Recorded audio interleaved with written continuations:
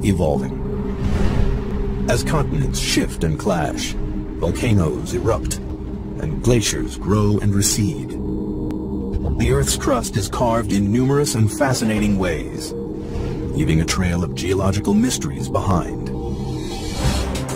In this episode, the Marianas Trench, the deepest point on Earth, is explored. Its sheer walls cut 7 miles into the Pacific Ocean. The mystery of what created this deep, dark chasm takes science detectives on some of the most dangerous dives ever attempted. Deep into the abyss. Scouring the ocean floor, scientists uncover a strange undersea world of fiery mountains, bizarre mud volcanoes, and the largest geological structure on Earth. Discoveries from this unique underwater world will revolutionize our understanding of the powerful forces that shape not just the trench, but the Earth itself.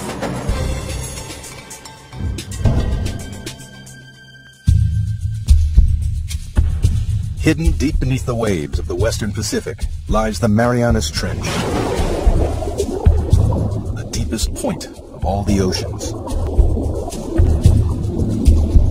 The first step on the journey of what created this mysterious scar in the Earth's crust and how it continues to mold the planet takes us back to 1872, when a British research vessel, HMS Challenger, set out on the first ever mission to map the ocean floor.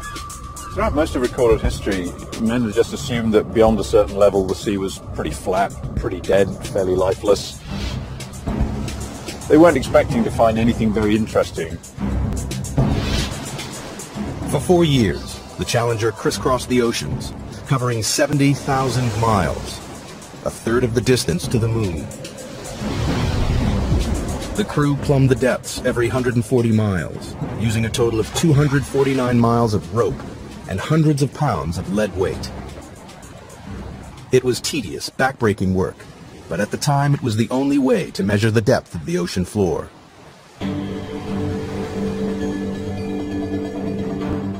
When they got to the Western Pacific, 200 miles off the island of Guam, the crew routinely lowered the rope for a measurement.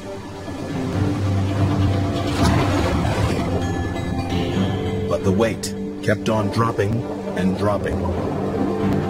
It's a big surprise. Nobody thought the ocean was this deep. So all of a sudden we've got scientists saying, why is that?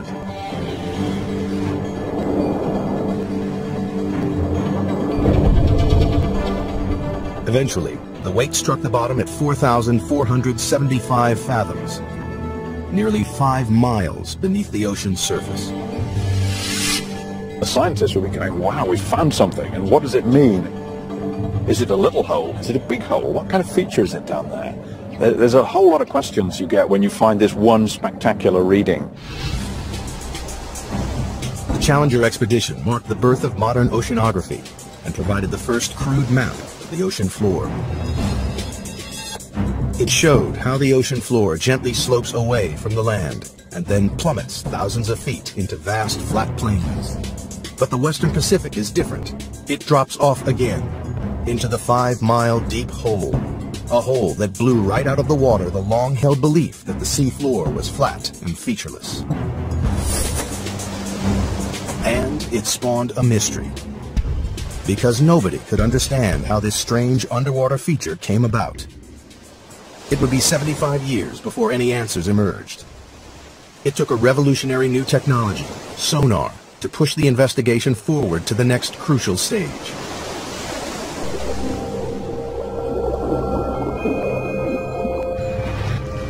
Sonar was first developed in the early 1900s and then perfected during the 1940s to detect submarines lurking in the deep.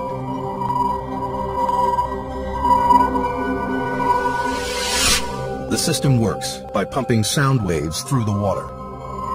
The waves bounce off solid objects and are reflected back to a detector. By measuring the time it takes for the sound waves to bounce back, scientists realized they could build a remarkably accurate picture of the world beneath the waves.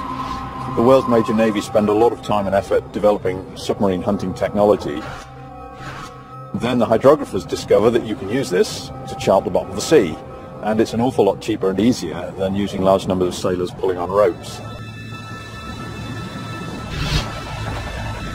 In 1951, a British Navy research ship returned to the deep hole found by the Challenger expedition.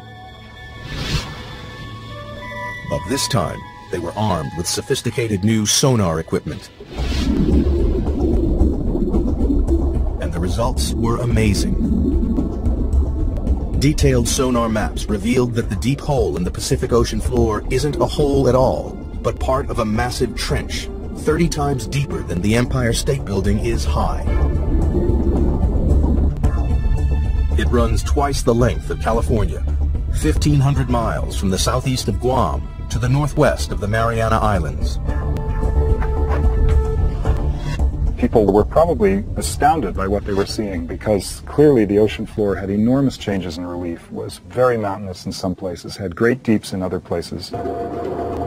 To a geologist, this would be extremely exciting. Even within the trench itself, there are remarkable variations. At its southern end lies the greatest surprise of all. The seafloor drops down another 2 miles to its lowest point, a staggering 7 miles beneath the waves. Scientists had discovered the deepest part of the oceans. Even today, it is the lowest known point on the planet. They named this part of the trench the Challenger Deep, in honor of the ship that discovered it. To get a sense of just how deep trenches are, if we take the height of Mount Everest, we would still have about a mile of water above us before we get to the ocean's surface. But how the Marianas Trench was formed remained a mystery. Investigators decided the best way to find the answer was to dive to the bottom of the trench, to see for themselves the lowest point on the planet, the Challenger Deep. But they faced a major problem. At the bottom of the trench, they would have to contend with pressure 1,000 times stronger than at the surface.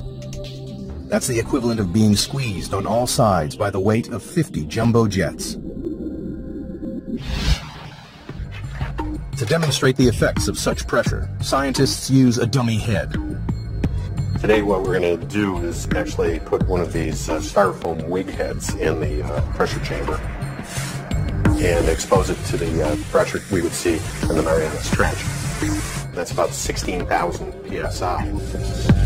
A human skull would be crushed to a pulp, but the rubbery head will only have all the air squeezed out. Wow, it's smaller. And here's what the original size was, just for comparison. Quite dramatic. Pretty stark difference between something that hasn't been 7 miles deep in the ocean and something that has. Glad I'm not going there. At the Mariana Trench, human life is impossible. We're not equipped to resist those kinds of pressures. And so it's necessary to protect humans from that type of an environment. The challenge to engineers was how to accomplish this. In 1953, Swiss scientist Auguste Piccard designed the Trieste, a pioneering vehicle that could withstand the crushing pressures.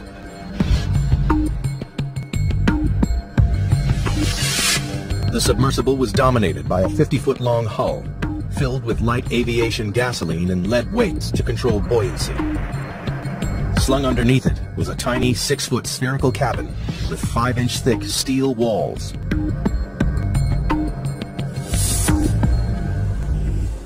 Finally, after 7 years of modifications and manned test dives no deeper than 3.5 miles, the Trieste was ready to attempt the 7 miles to the bottom of the trench. The commander of this perilous undertaking was U.S. Navy Lieutenant and deep-sea explorer Don Walsh. I know the astronauts that go through this all the time. Why do you have to be there? Why can't we just put up a robot to do things? Got to be there because that's what we do. Only a few officers and scientists knew about the risky mission, which was launched in January 1960 from the western Pacific island of Guam.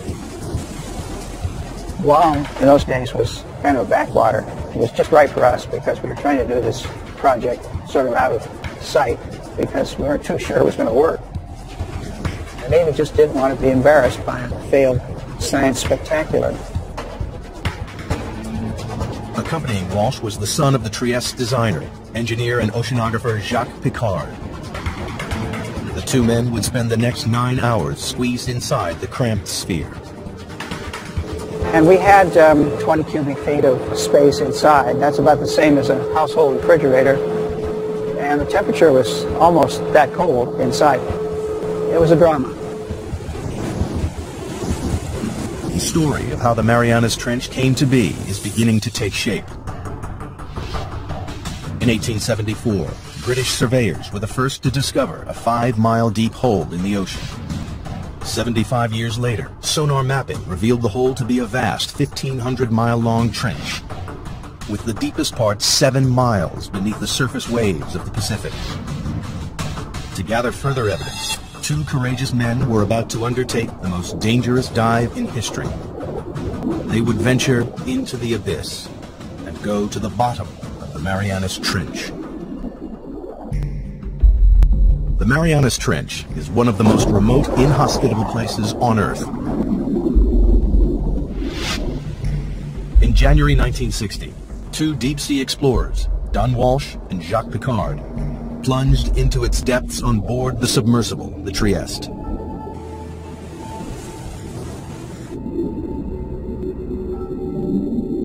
At a speed of just 3 miles per hour, they began their slow descent into the twilight zone. By 3,000 feet, the darkness was total. The only illumination was from the Trieste's powerful lights. The depths we were operating at, it was always black. The only thing that lit up the abyss was the bioluminescence from animals and plankton. Like fireflies, they carry their own light sources with them. Encased in their 5-inch thick steel sphere, Walsh and Piccard quickly passed their test dive record of 18,000 feet. Everything appeared to be going to plan. At the rear of the cabin, the crew were protected by a double layer of glass. But 2 hours into the dive, the outer pane cracked. We had a great big bang. We didn't know what it was. We were about 20,000 feet. And we looked around and checked everything. Every square inch of their tiny life-supporting capsule was fighting back 8 tons of pressure. With the outer pane broken, the only thing between the men and instant death was a single pane of glass. If the inner window had cracked, we would have been instantly dead, maybe even before we knew it. But incredibly, the inner pane remained watertight. Walsh and Piccard decided to continue the descent.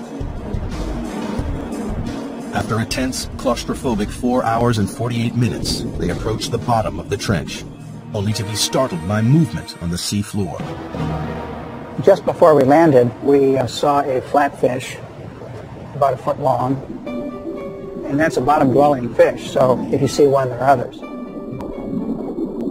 Nobody expected to see life at these crushing depths, but it meant the explorers had reached their goal. The very bottom of the Marianas Trench. The depth gauge, with a reading of 35,800 feet, nearly 7 miles below the surface, confirmed the sonar findings.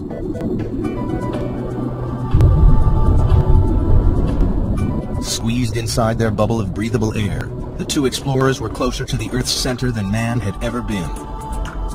We took a self-portrait. That's the picture that you see. Said we were going to do it, and we did it.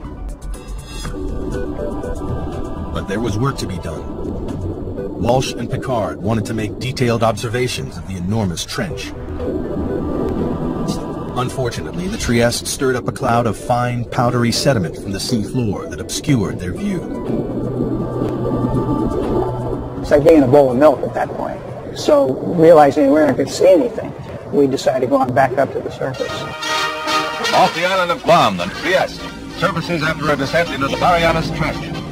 After 9 grueling hours underwater, Walsh and Piccard returned to the surface on January 23, 1960, and officially entered the record books for the deepest dive of all time. To this day, their extraordinary feat has never been repeated. The mission was a success, but the mystery remained. geologists still didn't understand what could have formed the immense trench. And if they couldn't find the answer inside the trench, they would have to look elsewhere. Perhaps there was something somewhere on the ocean floor that might explain the trench's origins. Throughout the 50s and 60s, a team of geologists led by Princeton's Harry Hess compiled sonar data from all of the world's oceans. It was as though they had pulled out a giant plug to drain away all the water and expose the ocean floor. Their maps revealed that the Marianas Trench is just a tiny fraction of a network of enormous underwater canyons stretching right around the planet. But that wasn't all. Running parallel to the trench, on the other side of the Pacific, the map showed a giant underwater mountain range, the East Pacific Ridge. And this, too, is part of a global network, a 40,000-mile-long chain of mountain ranges that ring the globe like the seams of a baseball, to make the largest geological feature on Earth. It was a major development in the investigation, one that scientists hoped might explain the trench's formation. The next step was clear. Investigators needed to understand whether there was a connection between the trench and the East Pacific Ridge.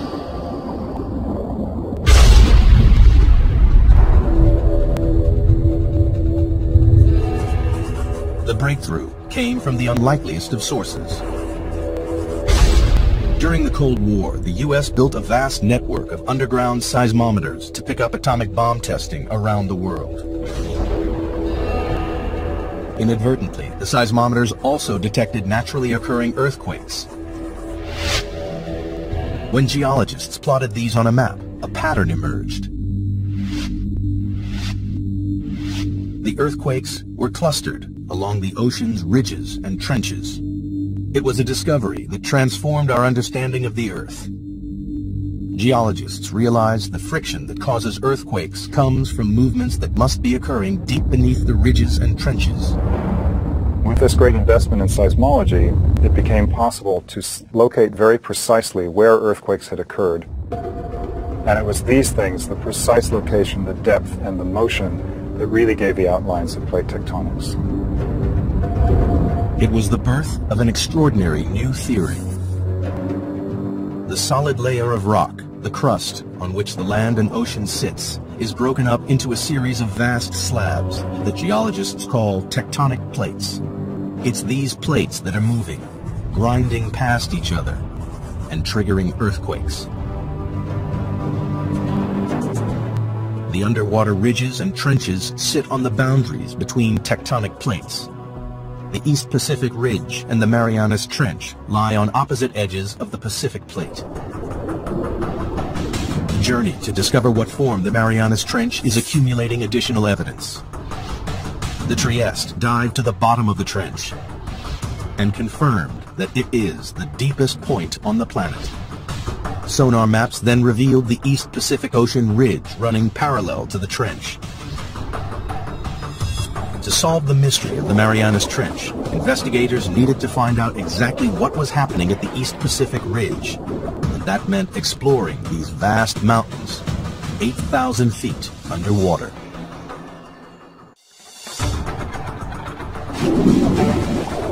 The pieces of the Marianas Trench puzzle are falling into place with the knowledge that it lies on the western edge of the Pacific tectonic plate.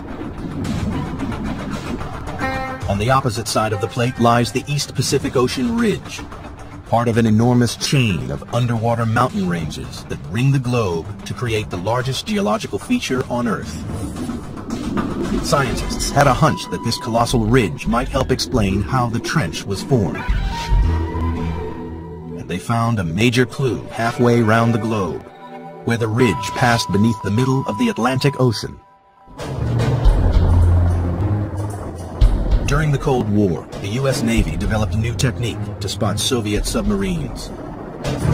They scanned the seas with a tool called MAD, a magnetic anomaly detector, which could pinpoint steel hulls lurking in the deep. But they stumbled across something else. Running parallel on either side of the ridge, they found strange stripes of magnetic rocks, alternating positive and negative away from the ridge's peak. Here's the mid-Atlantic ridge coming down through here. Almost perfectly symmetric on either side of that are these white and black stripes. These have often been called zebra stripes. Geologists know that the Earth is like a giant magnet with a north and a south pole. But the magnetic poles aren't fixed. Every 300,000 years or so, the magnetic field suddenly flips 180 degrees. When the field flips, a compass that was previously pointing north will swing to the south.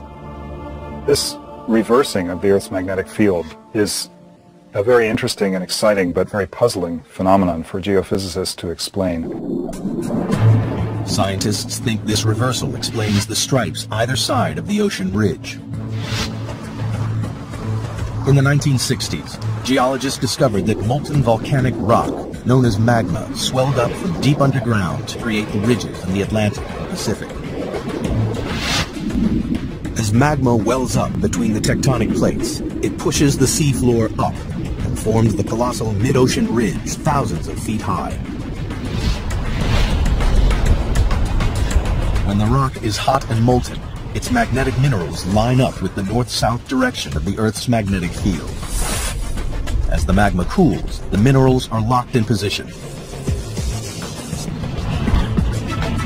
These rocks act as a permanent record of the magnetic pole's location when the rocks were formed. As more and more magma is forced up, the old crust is pushed away from the ridge and records the reversals in the Earth's magnetic polarity. If you have reversals of magnetic polarity, then the seafloor acts sort of like a tape recorder and records these changes in magnetization. Then the pattern of magnetic stripes allows people to calculate the speed at which the plates are moving apart. The zebra stripes are proof that over time, the seafloor in both the Atlantic and the Pacific is spreading away from the ridges at a rate of more than 2 inches a year. But geologists needed proof that magma created the ridge. If red-hot molten rock is forming the enormous mountain range in the Pacific, the surrounding water should be warm. In 1977, a team of scientists set out to discover whether this warm water really existed. Dudley Foster was the pilot for these historic dives. It's been an exciting occupation because you're on the cutting edge of science. New discoveries all the time. Every cruise, there's a new group of scientists with new scientific objectives, and there's the exploration and the discovery.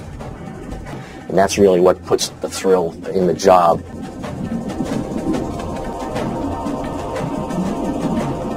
For weeks, the crew scanned the undersea mountains without success. And then they hit the jackpot. A bizarre pillar of rock, spewing hot, toxic gas. And we saw the water was sort of shimmering, sort of like bubbling in a glass teapot or something.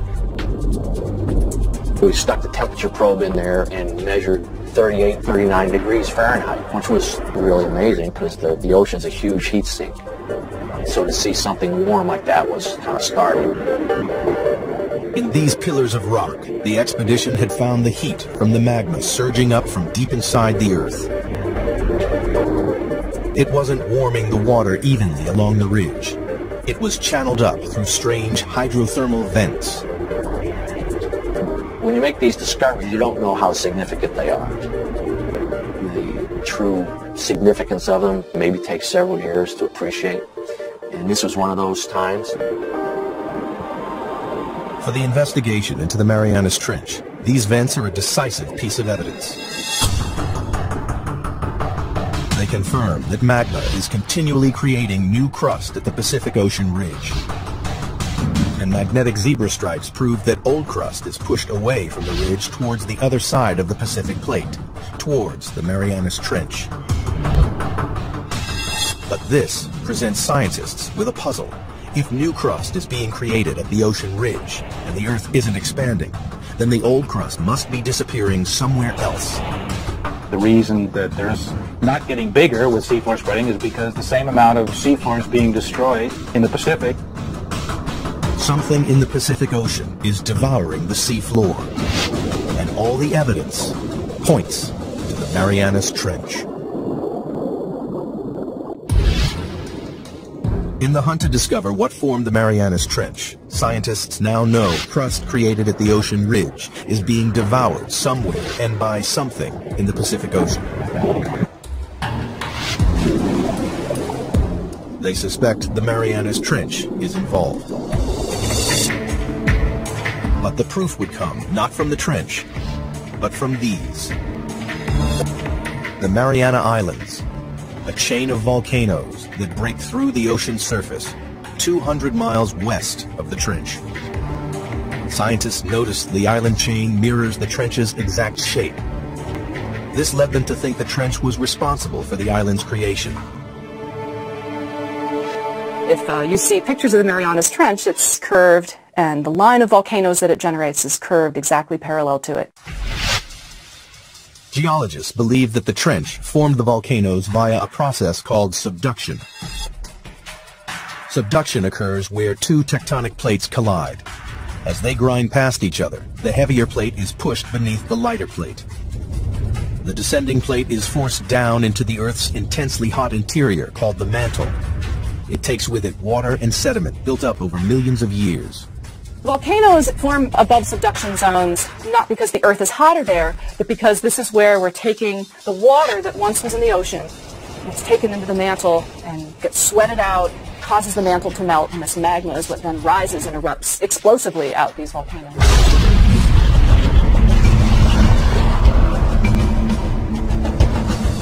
The water in the sediment forces magma to swirl up and push through the plate above.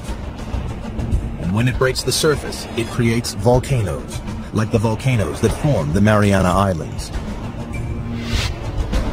It was subduction that formed the islands west of the trench and gave investigators the breakthrough they'd been looking for. Because here, at last, was a process powerful enough to create the Marianas Trench.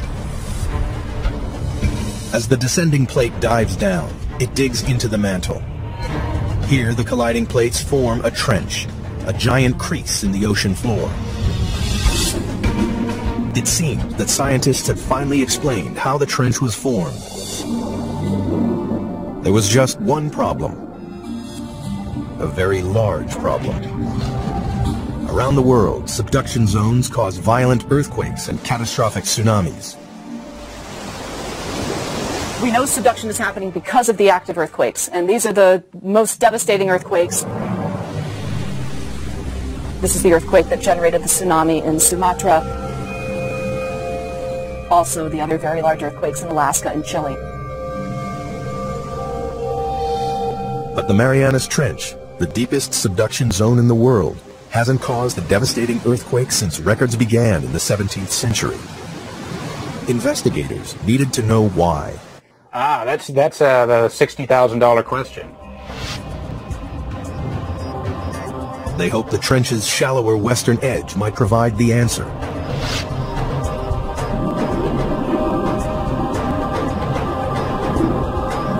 Here they found an intriguing chain of underwater hills 2 miles below the surface of the sea.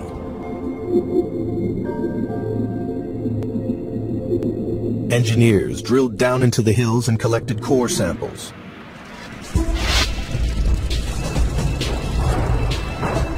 And when the scientists analyzed the samples, they discovered the hills were actually volcanoes. And they spewed out not lava, but mud. The fine powdery mud is made up of a soft type of rock that has been ground up in the subduction zone. It seemed this soft rock might explain why there have been no major earthquakes at the Marianas Trench. Everybody has a sense of what a volcano is, but not all volcanoes erupt igneous rocks. There's some volcanoes that erupt mud, and a certain kind of unusual kind of mud in the Marianas is made out of serpentine. And serpentine is a very weak rock, and it can be scratched with a knife or something like that. Investigators realized the grinding plates crush the soft rock to form a lubricating mud that prevents large earthquakes. Then the mud bubbles up to the ocean floor, where it forms the strange mud volcanoes found along the trench's western edge. Other parts of the world, like the Andes or maybe Indonesia, you've got two plates that are grinding together, and one of the plates is quite strong. And it takes a big earthquake to rupture that plate interface. But if these rocks are weak, like they are in the Marianas, where you've got these serpentinites, those are very weak, and it doesn't take much energy at all to get the two plates to glide one past the other. At last, geologists had discovered what created the Marianas Trench. 50 million years ago, the Pacific Plate slipped under the edge of the Philippine Plate. As it bent and dived into the Earth's mantle, it formed the colossal Marianas Trench. And the plate is still moving.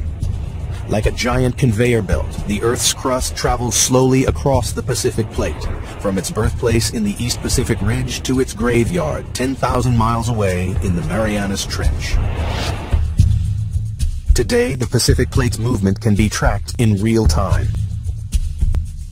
Confirmation has come from GPS technology, where we can actually put a transmitter on an island and come back year after year and actually follow it moving a few centimeters a year towards the trench. It's devouring the crust at a rate of 3 inches a year, about as fast as a human fingernail grows. Every 4 million years, it swallows an area the size of the United States. By consuming the crust created at the Pacific Ocean ridge, the ravenous Marianas Trench is the world's largest recycling plant.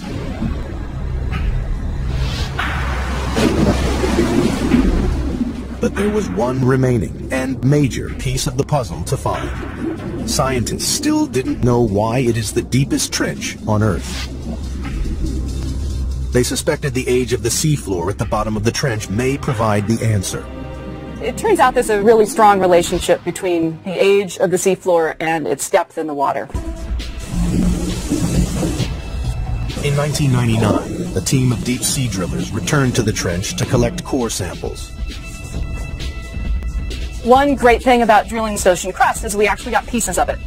So we're holding in our hands here the material that's actually getting subducted at the Marianas Trench, and it turned out to be 170 million years old.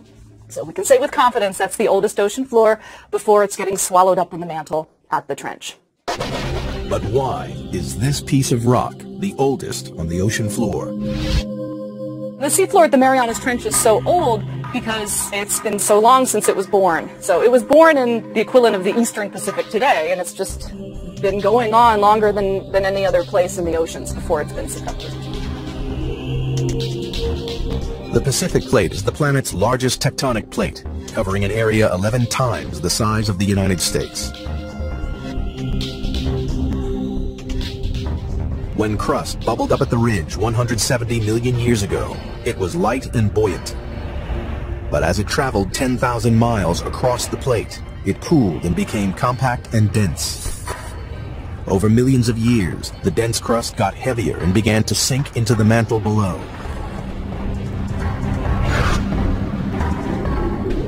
Scientists realized that because the crust at the Marianas Trench is the oldest ocean crust, it's also the heaviest and so has sunk deeper into the mantle than any other area of ocean crust. Here at last was the explanation for the trench's extraordinary depth. The picture of the Marianas Trench is almost complete. Volcanic islands mirroring the trench's exact shape lead scientists to believe it runs along a subduction zone. And slippery mud volcanoes explain why it doesn't create large earthquakes. But one question remains unanswered. Towards the trench's southern end, the vast chasm drops a further 2 miles to its lowest point, the Challenger Deep, 7 miles beneath the waves. The question is, what makes it plunge so deep?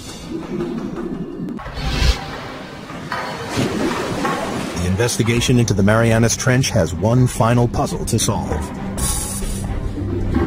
At the trench's southern end, the seafloor plummets a further 10,000 feet into a 7-mile deep chasm called the Challenger Deep. It's the lowest point on the planet. But so far, scientists have been unable to explain why this one section of the trench is so deep. Now, they believe the shape of the descending tectonic plate may hold the answer. The Challenger Deep, in addition, is a little bit deeper because of some peculiarities relating to how the slab that's going down is behaving. A narrow slab of crust has torn away from the Pacific Plate's descending edge. Well, it's basically got to do with how the slab pushes the mantle out of the way. Where you have a narrow slab, like you have at the Challenger Deep, it can sink almost vertically because the mantle that it's trying to displace can move around out of the way. Investigators have finally unraveled the mysteries of the Marianas Trench. And in the process, they've made a discovery with implications that stretch far beyond the trench itself.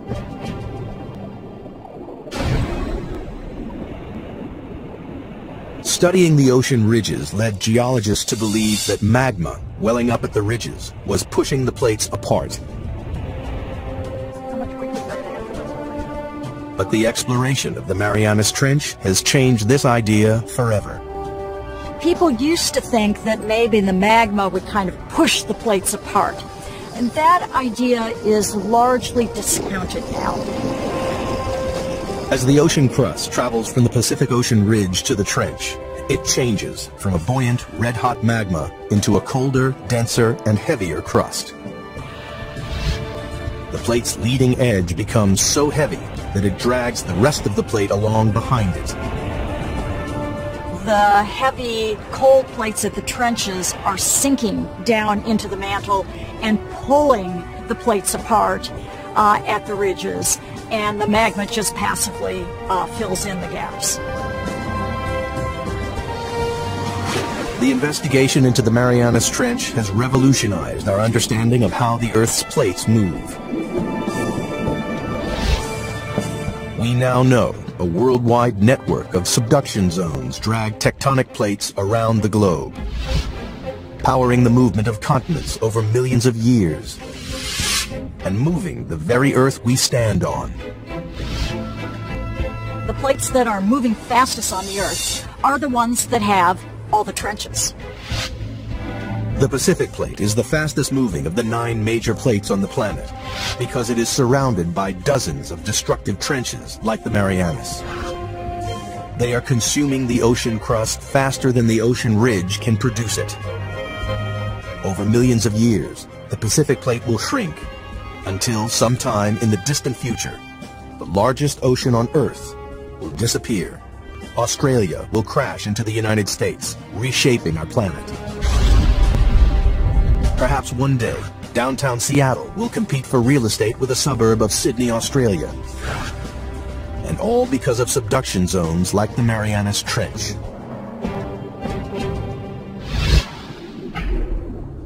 But for all its significance, man has only ever dived to the bottom of the trench once, and there are no immediate plans to return.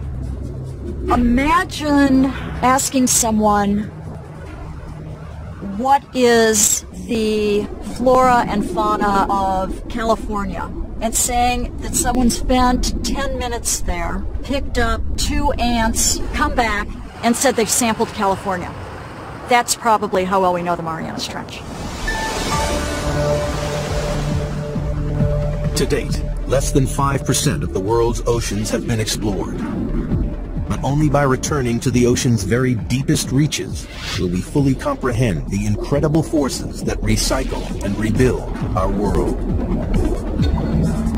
The way I like to think of it is that ocean exploration leads to new research questions. And if we don't have exploration, we don't even know the right questions to ask. It is now known what a geological wonder the Marianas Trench is. Since this deep chasm in the Earth's crust was first discovered with a length of rope and a lump of lead more than a century ago,